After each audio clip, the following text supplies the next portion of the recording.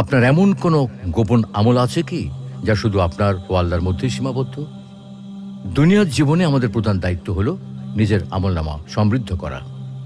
সমৃদ্ধ আমলনামার মাধ্যমে আল্লাহর নৈকট্য লাভ করা। আর আল্লাহর নৈকট্য লাভের বড় মাধ্যম হলো গোপন ইবাদত। যার আমলনামায় গোপন ইবাদতের পরিমাণ যত বেশি, আল্লাহর রেজামন্দি ও জান্নাত লাভে সে তত বেশি অগ্রগামী। সেজন্য আমাদের প্রত্যেকের জীবনে এমন কিছু গোপন আমল থাকা উচিত যে আমল শুধু আপনি আর আল্লাহর মধ্যেই সীমাবদ্ধ। পৃথিবীর কোনো মানুষ এ ব্যাপারে কিছুই জানবে না। কিয়ামতের ময়দানে আল্লাহ তাআলা যে 7 শ্রেণীর বান্দাকে ছায়াদান করবেন, তাদের মধ্যে 3 শ্রেণীর লোক হবে গোপন আমলকারী।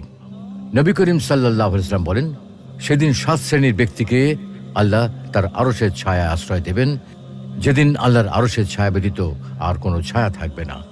তার মধ্যে অন্যতম হলো সেই ব্যক্তি যে এতটাই গোপনে দান করে যে তার ডান হাত কি ব্যয় করে বাম হাতটা টের পায় না। অতঃপর সেই ব্যক্তি যে নির্জনে আল্লাহকে স্মরণ করে, ফলে তার 2 চোখ দিয়ে অশ্রু প্রবাহিত হয়।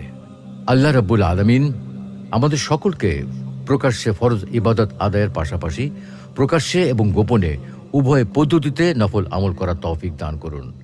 অবস্থা অনুসারে কখনো প্রকাশ্যে করার তৌফিক দান করুন, আবার গোপনে করার মাধ্যমে তার নৈকট্য অর্জন করার তৌফিক দান করুন। আমিন।